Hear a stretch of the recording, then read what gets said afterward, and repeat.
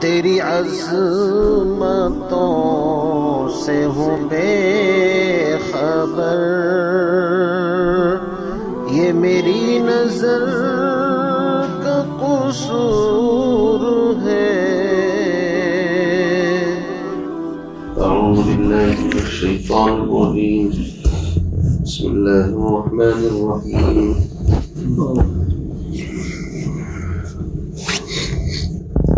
وَأَنفِقُوا فِي سَبِيلِ اللَّهِ وَلَا تُلْقُوا بِأَيْدِيكُمْ إِلَى التَّهْلُكَةِ وَأَحْسِنُوا إِنَّ اللَّهَ يُحِبُّ الْمُحْسِنِينَ۔ صدق اللہ العظیم۔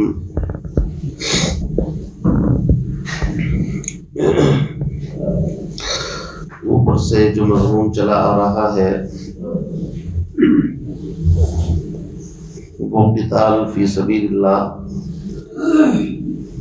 کہ اگر کوئی تمہارا راستہ روکے اور حرمت والے مہینوں کا احترام نہ کرے اور مقامات مقدسہ جو حرمت کی جگہ ہیں ان کا احترام نہ کرے، تو پھر تمہارے لیے بھی اجازت ہے الشہر الحرام بالشہر الحرام، کہ حرمت کے مہینے یہ عوض ہیں حرمت کے مہینے کے۔ احترام دونوں طرف سے کیا جاتا ہے، ایک طرفہ احترام نہیں ہوتا۔ والحرمات قصاص، اور حرمت کی جتنی بھی چیزیں ہیں ان کے اندر مناسب بدلہ لینے کی گنجائش ہے۔ اس کی تفسیر میں نے کل کر دی تھی، لیکن ساتھ ساتھ فرمایا فَمَنِ اعْتَدَىٰ عَلَيْكُمْ فَاعْتَدُوا عَلَيْهِ بِمِثْلِ مَا اعْتَدَىٰ عَلَيْكُمْ۔ اصول ضابطہ یاد رکھو، تم پر اگر کوئی زیادتی کرے تو تمہیں اس زیادتی کا بدلہ اسی قدر لینا جائز ہے جس قدر زیادتی کی گئی ہے۔ قرآن پاک کا اسی مضمون کو سورہ نحل کے اندر بھی بیان کرے گا آگے چل کر کے وَإِنْ عَاقَبْتُمْ فَعَاقِبُوا بِمِثْلِ مَا عُوقِبْتُمْ بِهِ۔ تم پر اگر کوئی، اصل میں اس آیت کا شان نزول یہ ہے جب نبی علیہ السلام کے چچا کو احد کے اندر بے دردی سے شہید کیا، ان کا مسلح بنایا، مسلح ناک کان یہ کاٹنا اس کی اجازت نہیں ہے، تو اللہ کے نبی نے کئی مرتبہ تو نماز جنازہ پڑھی ان کے اوپر، ہر شہید کے ساتھ نماز پڑھتے تھے، اور آپ کی ہچکیاں بن گئی اور آپ نے فرط غم میں کہا کہ میں اپنے چچا کے بدلے میں 70 مشرکین کا ایسا ہی کروں گا۔ تو قرآن پاک کی آیت نازل ہوئی، نبی جی بدلہ لینے کی گنجائش صرف اتنی ہے جتنی زیادتی دوسری طرف سے ہوئی ہو۔ وَإِنْ عَاقَبْتُمْ، اگر تم سزا دو کسی کو، بدلہ لو، فَعَاقِبُوا بِمِثْلِ مَا عُوقِبْتُمْ بِهِ، تو اتنا ہی بدلہ لے سکتے ہو جتنا ظلم دوسری طرف سے ہوا ہے۔ لیکن اس کے ساتھ ساتھ آگے فرمایا وَلَئِنْ صَبَرْتُمْ، اگر تم صبر کر لو، اس بات کو برداشت کر لو، فَهُوَ خَيْرٌ لِلصَّابِرِينَ، تو صبر کرنے والوں کا تو پوچھنا ہی کیا ہے۔ وَلَمَنْ صَبَرَ وَغَفَرَ إِنَّ ذَلِكَ لَمِنْ عَزْمِ الْأُمُورِ۔ تو برائی کا بدلہ برائی کے بقدر لینا جائز، لیکن معاف کر دینا اس سے بھی زیادہ افضل اور اولا ہے، بہتر ہے، لیکن جائز وہ بھی ہے۔ ہاں اگر بدلہ لینے میں تم نے ذرہ برابر زیادتی کر دی تو اب تم ظالم ہو جاؤ گے اور دوسرا مظلوم بن جائے گا، اس لیے یہ پیمانہ بڑا باریک ہے۔ اسی کو فرمایا وَاتَّقُوا اللَّهَ، کہ دیکھو کہیں ایسا مت کر لینا تم سے زیادتی ہو جائے، اللہ سے ڈرتے رہنا، وَاعْلَمُوا، جان لو، أَنَّ اللَّهَ مَعَ الْمُتَّقِينَ، اللہ رب العزت متقی لوگوں کے ساتھ ہے، جو اللہ سے ڈریں اور جن کے دل میں اللہ کا ڈر خوف نہ ہو، ایسے لوگوں کے ساتھ اللہ کا کوئی تعلق نہیں ہے۔ آگے چونکہ قتال فی سبیل اللہ کا ذکر تھا، یعنی یوں کہہ لیجئے اب تک قتال بالنفس کا ذکر تھا اپنی جان کے ذریعے سے، اب قتال بالمال کا ذکر ہے۔ مال کے بغیر قتال اور جہاد نہیں ہو سکتا۔ قرآن پاک میں کثرت کے ساتھ یجاہدون فی سبیل اللہ باموالہم وانفسہم، مال کے ساتھ جان کے ساتھ، یہ دونوں لفظ بار بار آئیں گے۔ چونکہ انسان جب کسی کا مقابلہ کرتا ہے تو اس کے لیے اسباب ہیں، ہتھیار، جو بھی چیزیں اس وقت کی ضرورت ہوتی ہیں، ٹیکنالوجی ہے آج کے زمانے کے اندر، تو ان چیزوں کے استعمال کی بھی ضرورت پڑتی ہے، اور وہ کوئی فری تو آتی نہیں، اس کے اوپر سرمایہ خرچ ہوتا ہے۔ تو اللہ رب العزت اسی کے بارے میں فرماتے ہیں وَأَنفِقُوا فِي سَبِيلِ اللَّهِ، اور اے صحابہ تم اللہ کے راستے میں خرچ کرو۔ اللہ کے راستے سے مراد وہی قتال فی سبیل اللہ۔ وَلَا تُلْقُوا بِأَيْدِيكُمْ إِلَى التَّهْلُكَةِ، اور اپنے آپ کو ہلاکت اور بربادی میں مت ڈالو۔ یہاں پر فرمایا وَلَا تُلْقُوا أَنفُسَكُمْ ہونا چاہیے اپنے آپ کو، لیکن فرمایا وَلَا تُلْقُوا بِأَيْدِيكُمْ، اپنے آپ کو اپنے ہاتھوں ہلاکت میں مت ڈالو۔ یہ بڑا بلیغ جملہ ہے۔ ایک ہے ہلاکت میں گر جانا، ایک ہے اپنے آپ کو جان بوجھ کر کے ہلاکت میں ڈالنا، یہ بڑی بات ہے۔ تو فرمایا کہ تم اپنے آپ کو، یہاں پر جو با ہے با زائدہ ہے، بِأَيْدِيكُمْ کے بجائے اگر أَيْدِيكُمْ ہوگا تو بھی مفہوم یہی ہے، جیسے کہ قرآن میں ہے أَلَمْ يَعْلَمْ بِأَنَّ اللَّهَ يَرَى، وہاں اگر أَلَمْ يَعْلَمْ أَنَّ اللَّهَ يَرَى کہیں تو بھی بات مکمل ہے۔ تو عربی زبان میں کبھی کبھی بعض الفاظ زائد آتے ہیں، یہ ایک مزاج ہے۔ تو مفہوم یہ ہے تم اپنے آپ کو ہلاکت میں مت ڈالو۔ اب اس کا مفہوم سمجھنا ہے کہ ہلاکت میں ڈالنے سے کیا مراد ہے۔ کئی تفسیریں اس کی مفسرین نے کی ہیں۔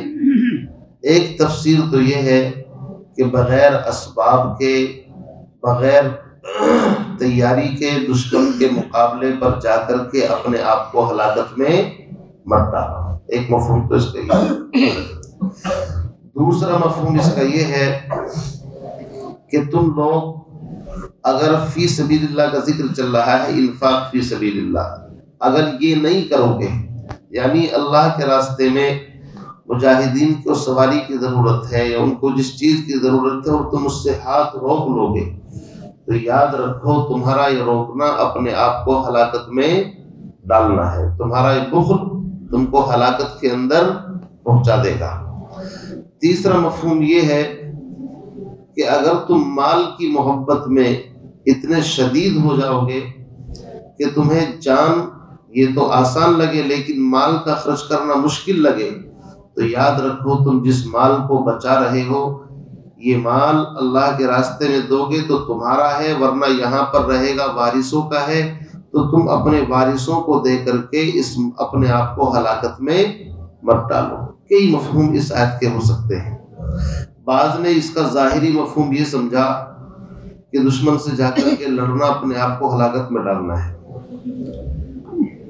ایسے ایک واقعہ پیش آیا کہ قسطنطنیہ روم کے اندر ایک لڑائی تھی دشمنوں کے ساتھ، تو ایک صحابی دشمن کی صف کے اندر جا کر کے اکیلے گھس گئے،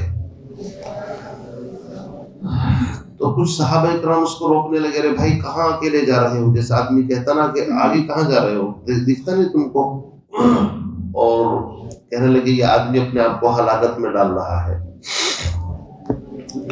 تو حضرت ابو ایوب انصاری رضی اللہ تعالیٰ عنہ بھی وہاں پر موجود تھے۔ انہوں نے ان صحابہ سے کہا، ان لوگوں سے، کہ تم اس آیت کی غلط تشریح کر رہے ہو۔ انہوں نے یہی آیت پڑھی وَلَا تُلْقُوا بِأَيْدِيكُمْ إِلَى التَّهْلُكَةِ، تم اکیلے جا کر کے اپنے آپ کو ہلاکت میں مت ڈالو۔ تو ابو ایوب انصاری رضی اللہ تعالیٰ نے کہا یہ آیت ہم انصار کے بارے میں نازل ہوئی ہے، اور میں جانتا ہوں اس کا بیک گراؤنڈ شان نزول کیا ہے۔ شان نزول یہ ہے کہ ہم نے اللہ کے نبی کا جان سے مال سے پورا ساتھ دیا۔ انصار کی قربانی سب جانتے ہی، کھیتی باڑی بھی چھوڑ دی انہوں نے، ورنہ تو کسان لوگ تھے۔ یہاں تک کہ جب اللہ نے دین کو غالب کر دیا اور کثرت کے ساتھ فتوحات ہو گئی اور اسلام دور دور تک پھیل گیا، نئے نئے لوگ اسلام کے اندر داخل ہوئے، تو اب ہم انصار نے آپس میں سرگوشی کی، جیسے کان میں ایک دوسرے سے بات کرتے ہیں، ارے بھائی اب تو اللہ نے غلبہ دے دیا، اب جو ہم نے اپنا مال اللہ کے راستے میں ادھر ادھر بہت کیا ہے اور کچھ تجارت اور کھیتی باڑی سے بالکل الگ ہی ہو گئی، اس لیے اب تھوڑا سا دھیان ادھر بھی دیا جائے، ادھر اپنے کاروبار کی طرف، اور اگر ہم اللہ کے راستے میں نہ نکلیں تو دوسرے لوگ تو کر ہی رہے ہیں اس کام کو۔ ہم نے سرگوشی کی اس موقع پر قرآن پاک کی آیت نازل ہوئی کہ اللہ کے راستے سے رکنا اپنے آپ کو ہلاکت میں ڈالنا ہے۔ اسی لیے ایک حدیث کے اندر فرمایا جس بندے نے نہ جہاد کیا نہ اس کے دل کے اندر کبھی یہ خیال گزرا تو اس کی موت نفاق کے اوپر ہوئی۔ اس لیے اپنے وقت پر یہ عظیم عبادت ہے۔ اللہ کے نبی علیہ السلام نے جو اس کے فضائل بیان فرمائے وہ ویسے نہیں ہے، بڑی فضیلتیں ہیں اس کے اپنے مقام پر۔ اس سے پہلے گزر بھی چکا ہے کہ ان کو جو اللہ کے راستے میں مارے جائیں ان کو مردہ بھی مت کہو، اللہ کو یہ بھی گوارا نہیں، بل احیاء، بلکہ وہ زندہ ہے، تمہیں ان کی خبر نہیں ہے۔ تو آیت کا مفہوم یہ ہے۔ اب مسئلہ یہ پیدا ہوا کہ کیا اگر دشمن کی تعداد ہو تو اکیلا آدمی اگر وہاں پر جا کر کے گھسے لڑے تو کیا اس کی گنجائش ہے؟ نہیں۔ تو مفسرین علماء فرماتے ہیں کہ اللہ کے نبی علیہ السلام کی زندگی کے واقعات پر جب نظر ڈالتے ہیں تو ایسے واقعات نظر آتے ہیں۔ اس کا مسئلہ اصل میں اس آدمی کے اوپر ہے۔ اگر اس کا ایمان مضبوط ہے اور وہ اپنی بہادری کے جوہر دکھانا چاہتا ہے اور لوگوں کو، اپنے ساتھیوں کو یہ میسج دینا چاہتا ہے کہ دیکھو جان تو اللہ کی امانت ہے، سمجھے نہیں، اخلاص کے ساتھ ہو تو اس کی گنجائش ہے۔ باقی عقل سے پیدل ہو کر کے اس کا کوئی نفع بھی نہیں ہے بظاہر، اور خام خواہ اپنے آپ کو ہلاکت میں ڈالے وہ مناسب نہیں ہے۔ تو کنڈیشن کے اعتبار سے ہے۔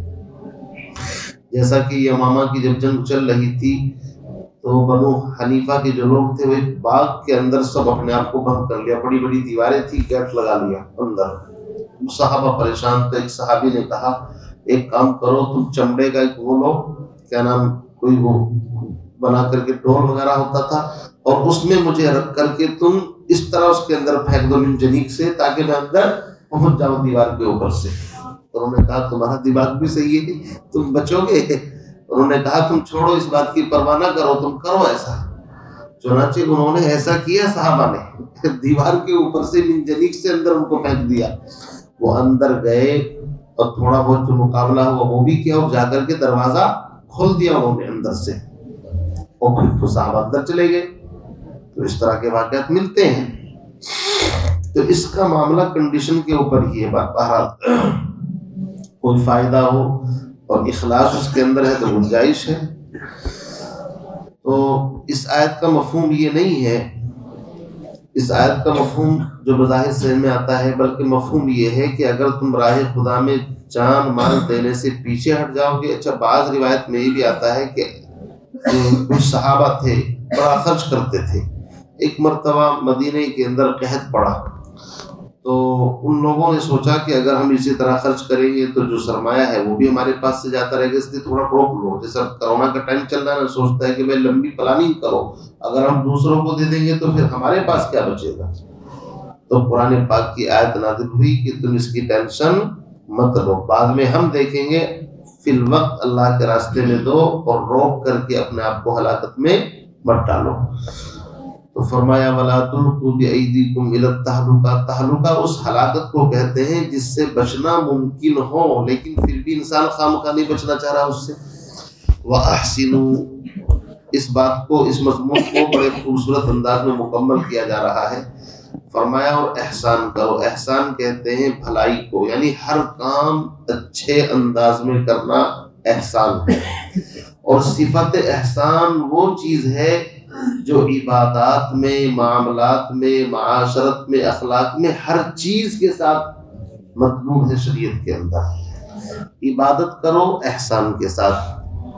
عبادت کا احسان کیا ہے؟ وہ حدیث آپ کو یاد ہوگی، حضرت جبریل کی لمبی حدیث ہے کہ وہ حضور کے پاس آ کر کے بیٹھے، سوال کیے مل ایمان مل اسلام۔ اسلام کی خوبصورتی یہ ہے، عبادت کی خوبصورتی احسان یہ ہے کہ اللہ کی عبادت ایسے کرو تم اللہ کو دیکھ رہے ہو، ورنہ ادنا درجہ یہ ہے تمہارا رب تو تمہیں دیکھ ہی رہا ہے، یہ احسان ہے۔ روزے کا احسان یہ ہے کہ صبح سے شام تک ایمانداری کے ساتھ جھوٹ سے، گالی گلوچ سے بچ کر کے رکھو، یہ روزے کا احسان ہے۔ زکوٰۃ کا احسان یہ ہے خوش دلی کے ساتھ دو، ردی اور گھٹیا مال نہ دو۔ کیوں جی؟ معاملات کا احسان یہ ہے کہ جو اپنے لیے پسند کرو وہی اپنے بھائی کے لیے پسند کرو۔ تو یہ صفت احسان ایسی ہے ہر ایک کی ضرورت ہے، امیر کی بھی غریب کی بھی. امیر اپنی مالداری کے اندر غرہ اور گھمنڈ نہ کرے، غریب اپنی غربت کے اوپر افسوس نہ کرے. وَتِلْكَ الْأَيَّامُ نُدَاوِلُهَا بَيْنَ النَّاسِ، حالات عدلتے بدلتے رہتے ہیں. اس لیے اللہ کے نبی نے فرمایا کہ جانور پر بھی احسان کرو، اگر تم اس کو ذبح کر رہے ہو اس کے سامنے چھری کو تیز مت کرو، الگ کرو. دیکھیں یہ صفت احسان ہے، اور تیز چھری سے جانور کو جلدی سے ذبح کرو تاکہ اس کو تکلیف نہ پہنچے. یہ صفت احسان، اس کے اوپر اس کو ختم کیا مضمون کو کہ یاد رکھو دشمن کا مقابلہ ہے، حد سے زیادتی بار بار بریک لگائے جا رہے ہیں، زیادتی نہیں کرنی، زیادتی نہیں کرنی ہے. لیکن آخر میں پھر اس مضمون کو ایک خوبصورت انداز سے وَأَحْسِنُوا، احسنوا کا مطلب یہ ہے کہ بعض دشمنی ایسی ہوتی ہے اس کو درگزر کرنا چاہیے، ایسا نہیں کہ تم انتقام کے پیچھے پڑ جاؤ. فرمایا وَأَحْسِنُوا، اور خیر اور بھلائی کے ساتھ احسان کرو. ان اللہ یحب المحسنین، اس لیے کہ اللہ تعالیٰ احسان کرنے والوں سے محبت فرماتا ہے، اور جس سے میرا رب محبت کرے تو اس کا تو کام بن جاتا ہے. اس لیے ہم جو بھی کام کریں، نماز پڑھیں صفت احسان کے ساتھ، صدقہ خیرات کریں صفت احسان کے ساتھ، جو بھی عمل کریں، عبادات، معاملات، معاشرت، اخلاق، ہر کام. اس لیے حدیث کا مفہوم ہے کہ المسلم من سلم المسلمون من لسانہ ویدہ، مسلمان کی تعریف اس حدیث میں یہی کی کہ مسلمان وہ نہیں جو زیادہ نمازیں پڑھتا ہو، روزے رکھتا ہو، زکوٰۃ، حج، قربانی نہیں. مسلمان وہ ہے جس کی زبان اور ہاتھ سے دوسرے مسلمان اپنے آپ کو امن میں محسوس کرے. آج ڈر لگتا ہے کسی کو سلام کرتے ہوئے بھی، بعض مرتبہ ڈر لگتا ہے کہ سلام کہیں گلے نہ پڑ جائے اس کا بھائی. کیوں؟ اس کے مزاج کا ہی پتہ نہیں ہے، پتہ نہیں کہاں کی اٹھا پٹک شروع کر دے گا. اس لیے انسان ایک دوسرے سے چوکنا ہے. آج کے دور کے اندر چوکنا سمجھتے ہیں نا، چار گنوں کے اوپر نظر رکھنا. کیوں؟ اس لیے کہ صفت احسان سے ہم لوگ کیا ہو چکے ہیں؟ خالی ہو چکے ہیں.